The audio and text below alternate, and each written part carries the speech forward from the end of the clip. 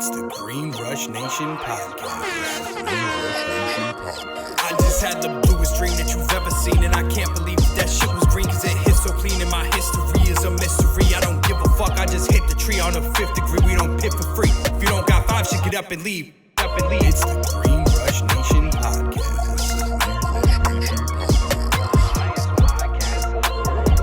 Yo, what's going on, guys? It's your boy B-Gunz here, back with another episode of the Green Rush Nation podcast. Today we have another legend in the building. Some of you may know her, some of you may not, but if you don't, this is Angie from Encore. How's it going? How was your travels in? Oh, it was easy cruising, man. It was a breeze coming in, but I came in from Pasadena, so I didn't have any resistance on the way over. That's a beautiful thing. You might not be able to say the same thing going back, but hey, God bless that you got here. I'll hang out for a while. Hell yeah, absolutely. That's your best plan. So here on the Green Rush Nation podcast, actually just introduce what you do for the company and what your role is and stuff like that before we get into it. For sure. I'm Angie. I'm the Vice President of Sales and Marketing at Encore Labs. We are a cannabis and hemp testing lab based in Pasadena, California. I've been doing this for specifically cannabis lab testing for about maybe 7 years. I've been with Encore for about 3 or 4.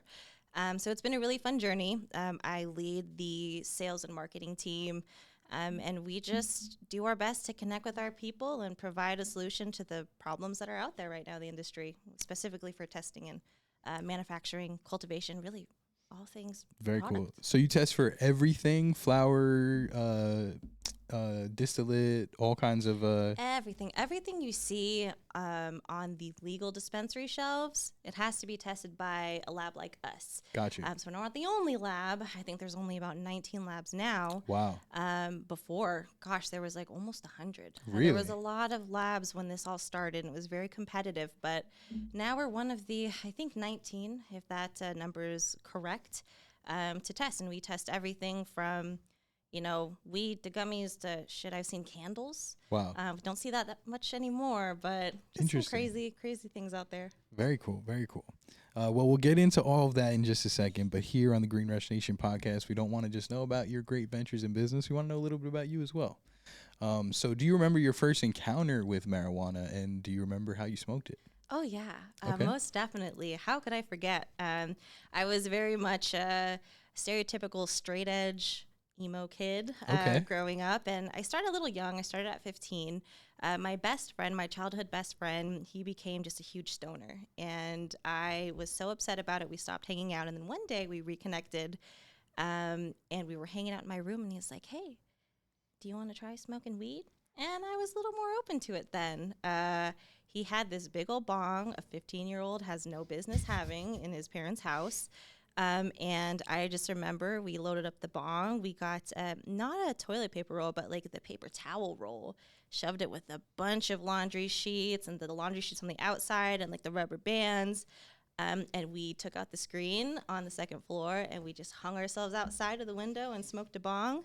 So my first time smoking was a bong rip. And it was so cool because I was very anti-weed for so long. And then it was the first time I think that I felt peace and calmness in such like a busy mind and busy soul. Okay. So I'm not, when I was younger, wasn't extroverted by any means. I had a lot of introverted activities like writing and art, but man, I just started dancing, just vibing. Yeah. I was like, I love this. Very cool. Very healing. So that was my first time with cannabis. Hell of a first time ripping a bong. I mean, it's talking intense, about right? jumping into the deep end, But that was actually my first experience as well. I ripped a bong. And I got peer pressured into it because I didn't think I was going to the whole day before at school. Like, I heard my boys like, yeah, we're going to go smoke weed. I'm like, no, we're fucking not. And sure as shit, we went and smoked weed. So it's a cool experience. So from then on, like, you didn't get paranoid at all? You just enjoyed it? And oh, hell yeah, I got paranoid. Okay. It all really depends on the strain and how much weed and how I ingest it. I personally, I think I prefer, I don't know, it's a toss-up. I like edibles and drinks, but I also like to smoke like a nice joint, specifically a blunt. Okay. That's my preferred method, but they hit differently. For Of course, like, when we're thinking about the strain, the blends of cannabinoids and terps and how strong it is, really determines how my high is going to go. So I felt it all. Absolutely. Different types of weed, different types of ways. For sure. I actually didn't like it at first. I got way too paranoid. I thought the cops were coming all the time. So I didn't think that I would be a full-time smoker, but it took a couple of times for me to realize that it was for me, you know, because I kind of waited for that paranoia to come and it never came. And I was like, oh, shit, it's kind of cool. That's awesome. Yeah, and then I was just a stoner after that. But so speaking of that, you've come a long way. Did you always see yourself working in cannabis? You know, it was like a pipe dream, pun intended. I didn't think that it was possible at the time when I fell in love with it. I didn't have a green thumb. You know, I didn't really know where to start, and it wasn't even legal. So, you know, I did my side activities, but I never thought that this would be the journey I was on, and I risked it all to be here. And I wouldn't trade that experience for the world. Absolutely. Did you go to school for like something along the lines of this? Oh, experience is the teacher. I did sales primarily for my professional career. For a really long time, I started selling Kirby vacuums door to door for like a year and a half. Very nice. So School of Hard Knocks. And door to door is super hard knocks. Oh, yeah, definitely. Yep. I have crazy experiences. And then, you know, I've always been in the sales world, but I went to school for art, film, graphic design, but I kept changing majors because I really didn't know what I wanted to do. My heart wasn't in it. Yeah. And so I really I stayed in sales, and I had a great financial opportunities, and I'm the type of person that sets a goal and tries to run towards it. And, you know, when the opportunity came to actually be in the cannabis space for the first time, when it was, you know, becoming legal in California, testing started to become a thing. I went from being, you know, a 25-year-old, you know, Asian American woman who was in an executive position at a multi-state car dealership group. And my peers alongside me were older white men. And I was making really good money, and I was able to just break the mold for myself. But I found myself, you know, even though I had a car in my name, a home, food, anything I wanted, I wasn't happy. And so after I had my son, I just didn't feel like I was setting a good example of how to fulfill your life. Mm-hmm. And my homegirl, Victoria, she was the one that, you know, introduced me to the opportunity of being in cannabis testing. We didn't know really what it all entailed. Of course. You know, I went from being this executive making a ton of money at a young age and as an Asian American woman to working customer service at minimum wage in this field that is just budding. Yeah. You know, so yeah, it's been a crazy journey. I never would have thought that I would be here, but it was worth everything that I did risk for it. So what were the early days like? Oh gosh, lax, crazy, not necessarily the safest by any means, but we didn't know. I mean, this was pre-metric, before there was track and trace systems. The regulations were still developing when it came to testing. So now you have to test for potency, pesticides, residual solvents, microbials, heavy metals, and some other smaller tests too. But back then it was like, okay, potency and some pesticides and heavy metals, and later on microbials, and then they started adding more pesticides. So it's pretty extensive. Wow. It is now, but back then it wasn't. And back then, you know, I could go back into the storage room where all the samples were. You could just like grab some weed to smoke real quick, and there was no regulation against that. Got you. But now everything's very strict. You have to destroy things in a certain amount of time, and everything needs to be recorded, and there has to be manifests and documentation and everything. So it was a lot more fun back then. Okay. But you know, it was harder. Everyone paid in cash, so that was crazy. We had cash counters. I remember we used to have like money guards, like armored guards, For sure. picking up cash for anything over $10,000. So it was a very different time than it is today. For sure. And what like entailed that? Like, what did your day-to-day look like? You would go in and it would just be chaos? You know, it was just we were just figuring it out, especially like, you know, being in customer service and kind of pseudo sales and marketing too. We would just go on the DCC website, look up a list of licenses, start to Google some names and find phone numbers and call and be like, oh, hey, do you need testing? Because it's required and we do that. Yeah. And a lot of these times, these people didn't really know what they needed, but they're like, okay, can you tell me more? And so we're all kind of learning on the fly what to do. We're all educating each other, educating our clients. And then, we start to build this book of business and we start to build our processes. So it was just coming in, making calls, visiting people, and helping just guiding them through an industry where it was still figuring itself out. Gotcha. And who exactly are you testing for? Like, do you report this to the FDA? Oh, no. Because it's not federally legal, no. Okay.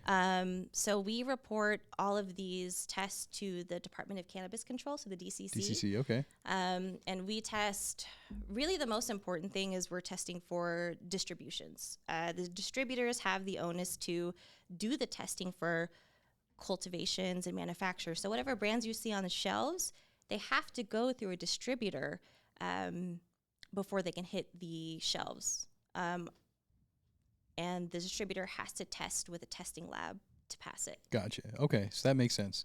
So no matter what, it needs to go through distribution first and then testing. Okay, exactly. That makes sense.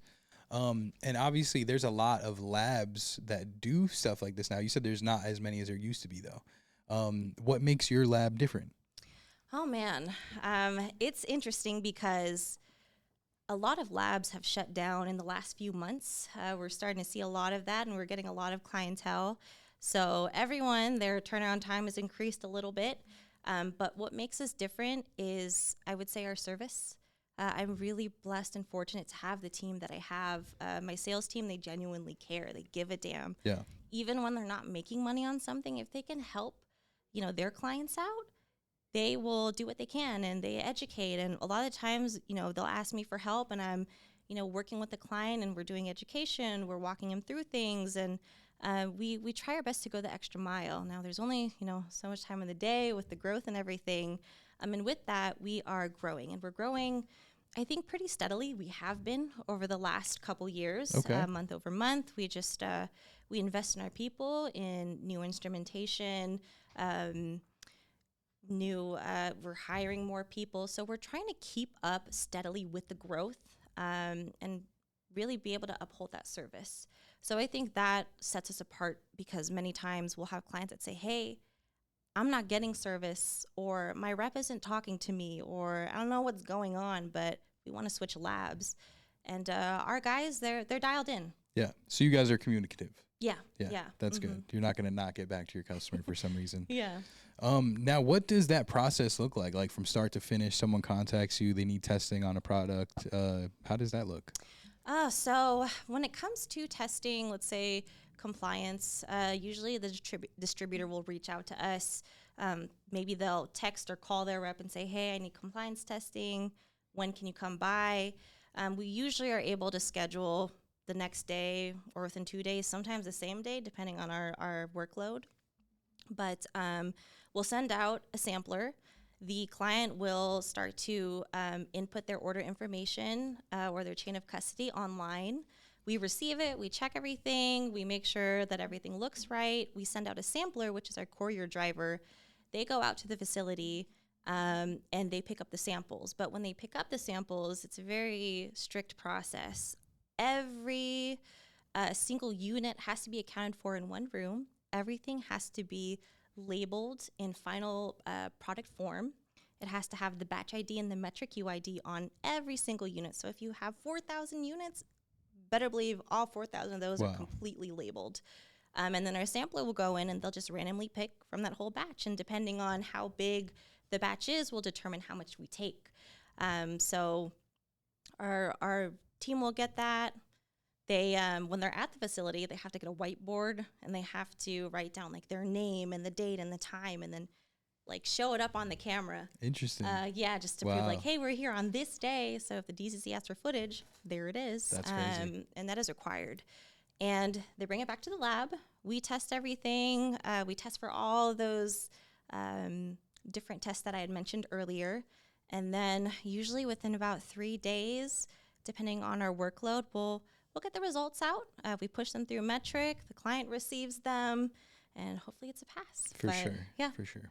What would be some of like the most common things that cause someone to fail testing? Ooh, geez. I mean, the list goes on. It all really depends on the product. A lot of times we'll see, it's usually like flower or vapes that will do a lot of the failing, which is pretty common. I know a lot of the times with vapes, we have a lot of clients that might use like orange flavor, and they always get hit for this one pesticide. I think it's called like a imazalil, and I could be mispronouncing that because if you look at the pesticide list, it's a tongue twister. It's intense. Okay.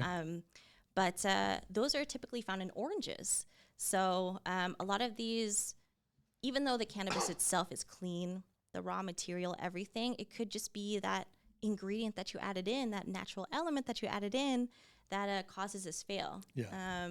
Flower gets a lot of it too. You know, pesticides and mold, it's a common thing because they get concentrated hotspots. So sometimes when you're doing your initial research testing, you don't see it there. But then later when you're doing the compliance testing, all of a sudden you get a pop. Yeah. And that's a very common occurrence, I think, that we see in just the testing industry in general. Okay, interesting. And I think there's no better person to ask, but what is the difference between the THC testing and the hemp, the marijuana and the hemp testing? Gotcha. Oh, yeah. Oh, man, I could go on for days. But really, I think this is a pretty blaring industry issue that we're facing right now. When it comes to testing cannabis or marijuana or weed, anything that is above 0.3% Delta 9 THC, they have to go through this rigorous testing compliance process. They have to get licensed and report all this to the state, and there's a lot of documentation, paperwork, licensing, certification, and it's very, very, very, very costly. So And is that for cannabis? for cannabis. Okay. For hemp, because it's not, because weed is not federally legal, hemp is technically, you can grow hemp and sell hemp anywhere throughout the states as long as it's below 0.3% THC. Gotcha. Now, each state has their different regulatory requirements. Some it's like, hey, as long as it's below the THC, you're cool to sell it. Some places are like, hey, you have to mirror cannabis testing to be able to sell it.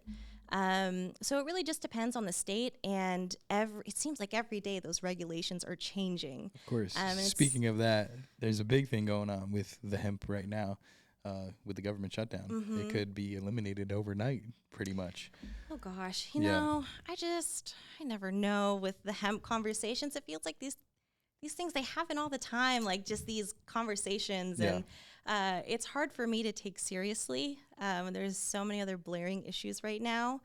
If they would have done it, they should have done it a long time ago. For sure.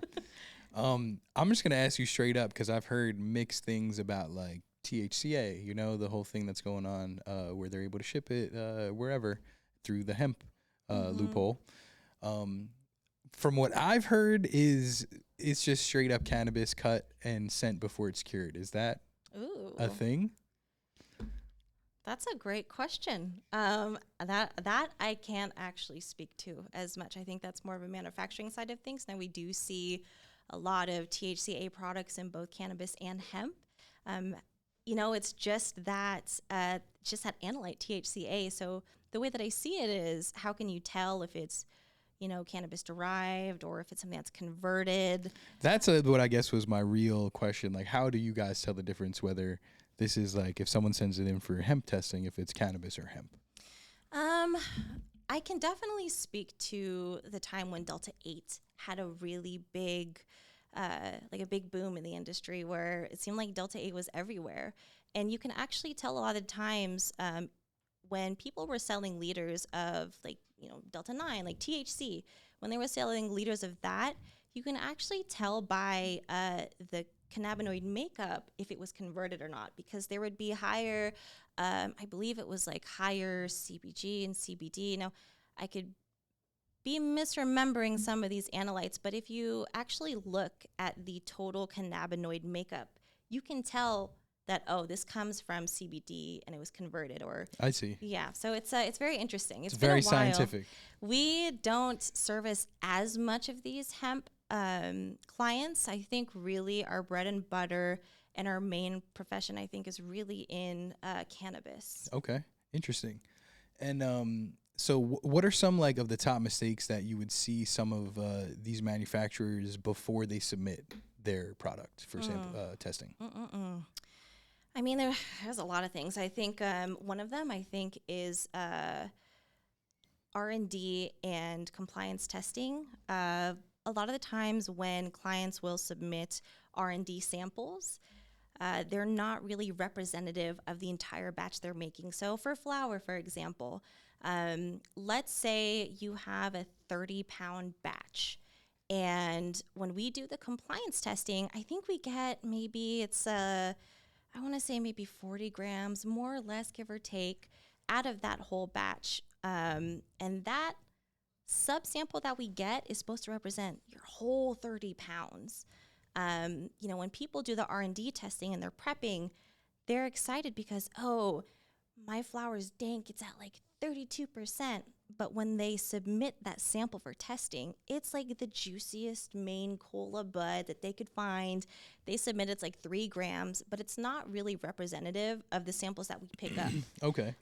So that's a big thing. And the other thing I think is labeling. It's a really big issue because when you are compliance testing, everything has to be in final packaged form.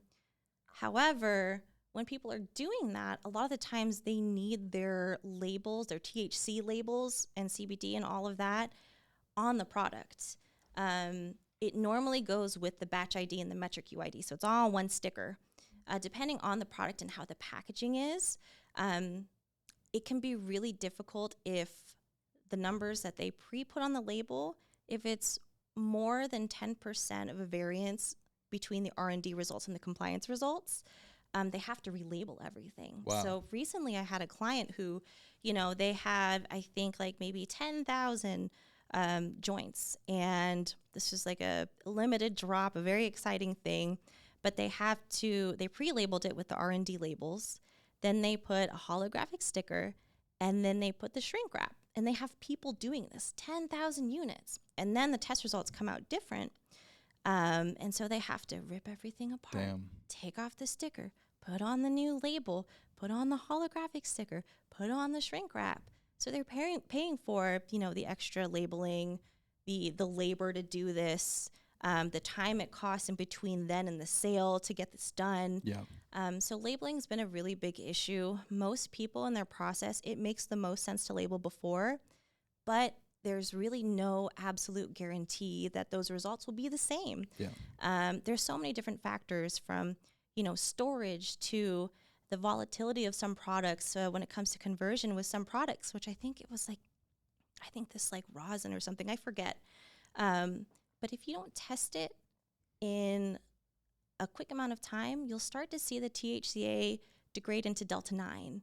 And this particular client would label specifically Delta 9, and if that's off, they have to relabel. But because of the volatility of the product, it is likely that those numbers may change if you're not fast enough in testing. So we always recommend, if they can, label afterwards, but we understand it's not always the most feasible way in their operations to do it. For sure. Yeah, that's definitely a bummer if they fail or it doesn't come out like they were intended. Relabel. Yeah. A lot of work. Speaking of just, I guess, THC content, we've seen a rise in that over the years. I'm sure since you first started, there's way more THC than there used to be. How has that affected the testing over the years? Oh, gosh. Back in the day, if you got 17%, you were hot shit. And then things went up to 20%, and it was really exciting. But then, I would say a couple years ago, we're starting to see things at 30-something percent, 40%. Someone had COAs for 45% on flour, and I was like, there's no way. Yeah. So we're starting to see those numbers go down, which is interesting because, the DCC has started to really look into potency testing, specifically on flour, but really on everything. They're doing a lot of inspection right now, hence why these labs are closing down. But they are doing a lot of inspecting, and we're starting to see labs, they're starting to give lower numbers. And unfortunately, we've all collectively made it so what sells is high potency. I mean, some shops, they don't even accept anything below 25%, which is crazy because, you and I both know the quality of the weed, isn't indicative of like the percentage. Yeah. You didn't go to your plug back in the day and say, hey, how high is the THC? You knew it is everything from the nutrients you put in, the growing, the curing, the trimming, the love in it, the genetics, all of those things, they make quality weed. Absolutely. It's not just that THC number, which Speaking we're so of focused that, on. Obviously that's not the most important thing. How does that play into like the terpene factor? Do you usually see like the higher the THC, the less terpenes it might have? Interesting, because I actually have seen a lot of the time I'll see a flower, they usually start to have higher terpenes, and I think that might just be on purpose because of genetics. But I don't think that I see that trend. Now, I do see other cannabinoids start to go down because we're breeding these plants that are so high in delta-9 THC. But typically, I feel like people work on the terps too. Yeah. And just from my experience in seeing it. For sure. I mean, weed has definitely come a long way. So if they found a way to up the THC percentage, I'm sure they found a way to up those terpenes as well. How can small brands improve their R&D testing?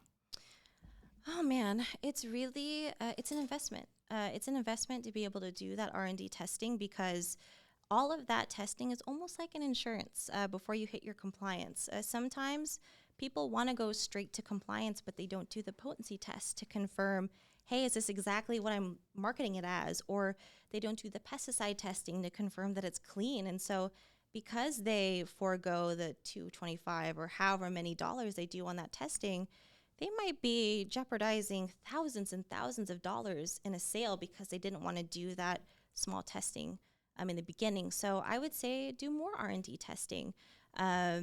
And I also recommend, if you're sourcing, be the one out there to source. Pick the flower, get as much sample as you can when you're doing the testing. Yeah. When you are buying from a new source, hey, it's worth it to do some vetting in between jars just to see if everything's consistent.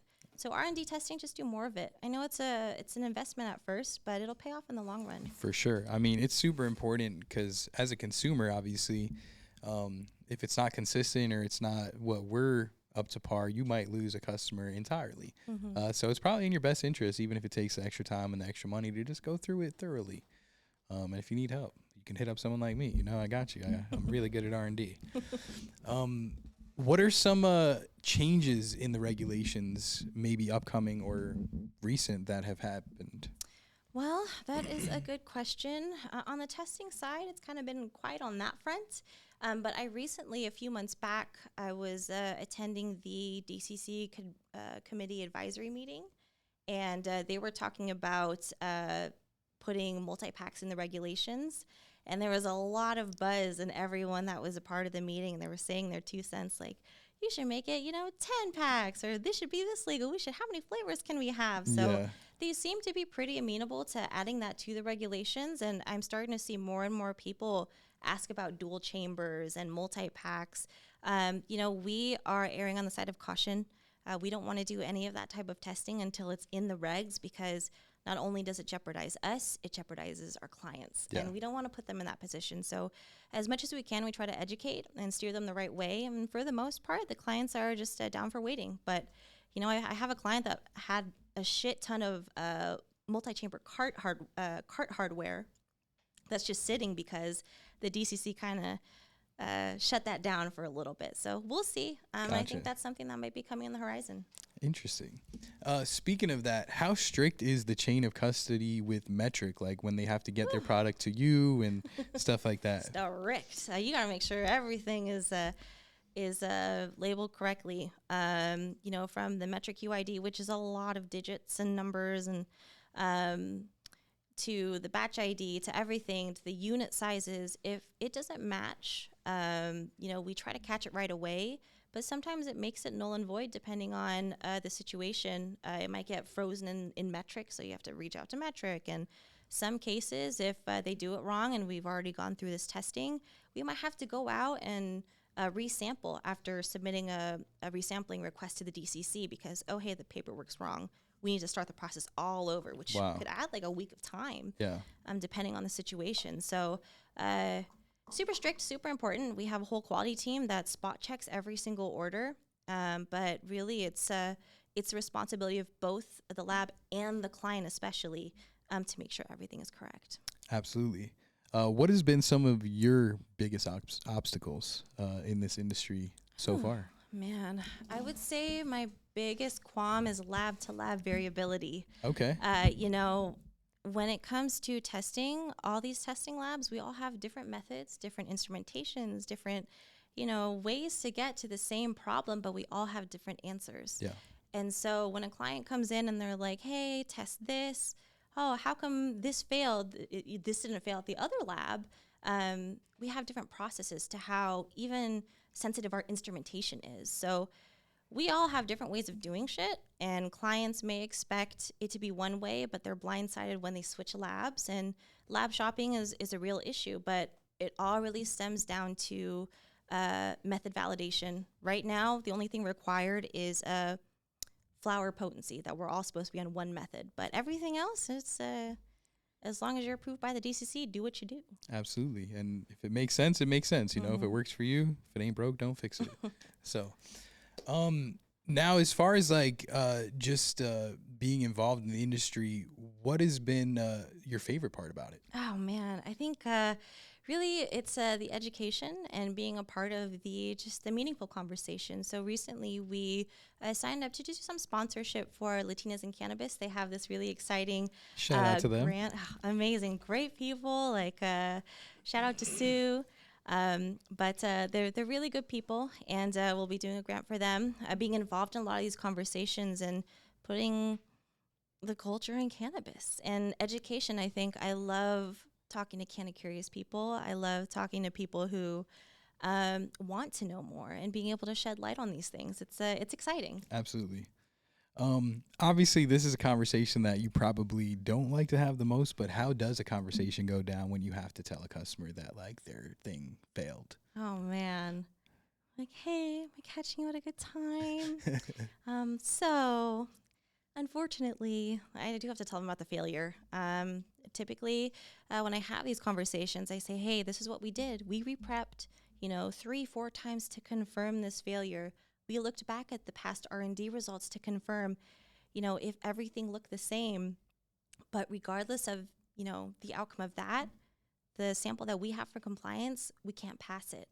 And it's a lot of working with the client on, 1, figuring out the issue, 2, figuring out how to move forward, and 3, how can we help? Yeah. Because failures are really, really expensive, and we have to guide a lot of our clients on what to do and how to do it.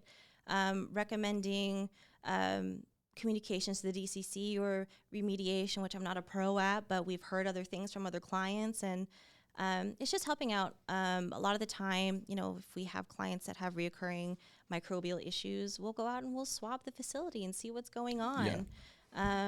If you are in a bind, man, and you've been putting a lot of money into this, sometimes we'll really help you out, whether it's a really sick discount or sometimes comping, depending on the situation. Don't tell my boss. But we do what we can because we're doing it for the culture. Good. I like to hear that because it sucks. You fail, you think it's the end of the world, but at least there is something that can be done. But from a consumer standpoint, what are some things that consumers should look out for on COAs? Man, it's tough because not every dispensary will provide a COA if you ask for it, and sometimes the bud tenders might not know what a COA is. I think the most important thing is buying from a legal dispensary. That is, I think, the biggest thing that will help protect you, because we're going through all these rigorous tests, and I mean, our instrumentation is so sensitive, right? Like, we're detecting things at,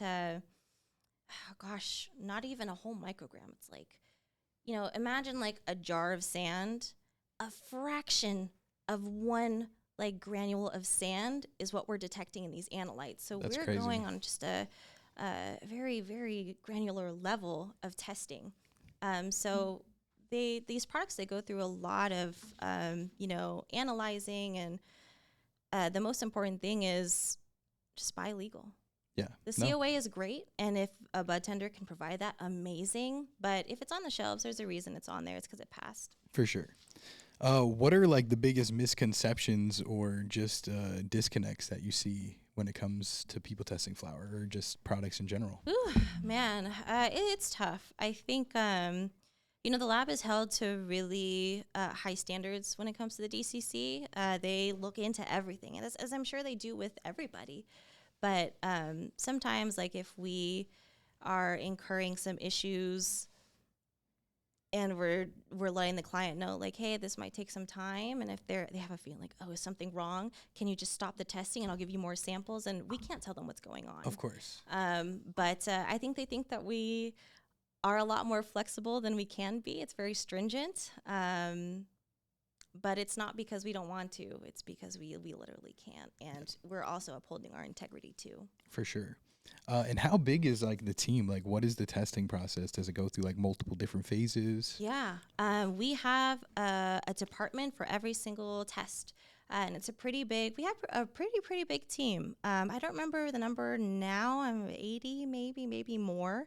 But, we have a potency team, pesticides, microbials. We have a quality team, the sales team, the accounting team. There's so many people, and even intake drivers. There's a lot of eyes looking at one sample. So this one sample you bring in for testing, the whole lab has seen it. Yeah. And they have all their eyes on it. Very cool. So it's not just touched by one or two, it's touched by multiple people. Mm-hmm. Very cool. Very cool. What kind of skill sets should someone acquire or have when they come to wanting to work or just be involved with lab testing? It all depends. If you want to work in the lab, in like the, analyzing and processing, you have to have a background in science. So some sort of, I think at minimum, an associate's degree in science, or on the way to, for sure, a bachelor's, and depending on how high up you want to go, will determine the certification that you need. So typically some type of college degree that's related to science, agriculture, whatever it may be. But there are entry-level positions where you don't need that type of educational background. Me, I don't have a college degree. My world has always been sales. Shout out to that. Life is my teacher. Mm-hmm. And, sales, customer service, intake. So the people that are actually, they receive the samples, they take the pictures, they input it in the system, they homogenize the sample. So whether they're grounding up a ton of flour or taking out all the oil in carts, or, blending brownies, whatever it may be, those guys, not all of them have degrees, but it's a great way to get the foot in the door. Oh, and drivers too. Okay. We have a lot of drivers that was their first start. So it's exciting. There's opportunities at different levels to be involved. Very cool. So if you want to get your foot in the door anyway, you can always start at any point. Mm-hmm. That's very cool. Where do you see cannabis testing going the next 5-10 years down the line? Oh, man. Where I'd like to see it is standardization across the whole board. If it does become federally legal, I would like, the same standards for testing and the same requirements in Oregon, Texas, Washington, Colorado, wherever in the world or the states, to be consistent so that no matter where you take your product, you should expect similar results. This way, we are being as transparent as we can to the consumer, because not every lab is really in it for the safety. Some people, it's just a really good opportunity to make some good money. For sure. And we're not willing to compromise our integrity for any dollar amount. For sure. What advice do you have to someone who's maybe just starting out at a lab or wants to get into a lab? Just keep learning. Just keep learning every day. Clients are going to ask you questions, and if you're not working in sales or customer service, there's always opportunity to grow. Just keep learning, whether it's open in the DCC book, whether it's, talking to your colleagues or, your bosses, the executives, the people around you. Keep learning.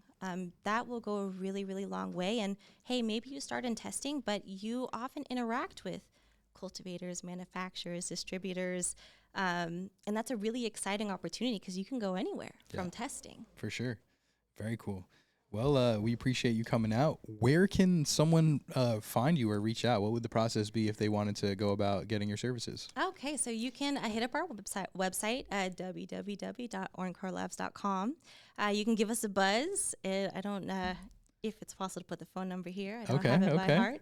You can DM me at Stay Green Angeline. Hopefully you'll tag me. For sure. But you just reach out to us. Give us a call, shoot us an email, and we have a whole team just waiting. Perfect. You have any social medias? Oh, yeah. My Instagram is Stay Green Angeline. Does Encore have one? And then Encore is Encore Labs. Perfect. Just Encore Labs, no extra anything. Beautiful. Well, I definitely learned a ton today, so that means I'm sure they did as well. We appreciate you coming out. But that's it for today's podcast, Awesome. Pretty much, yeah. Thank y'all for having me. Appreciate you. We appreciate it. But, hey, we appreciate you guys, too. So make sure you like, share, subscribe, tell your sister, your brother, whoever has to know about it. We can't do any of this without you guys. So thank you, and we'll see you on the next episode of the Green Rush Nation podcast. I just had the bluest dream that you've ever seen, and I can't believe that shit was green, cause it hit so clean, and my history is a mystery. I don't give a fuck, I just hit the tree on the 5th degree. We don't pit for free. If you don't got 5 shit, get up and leave.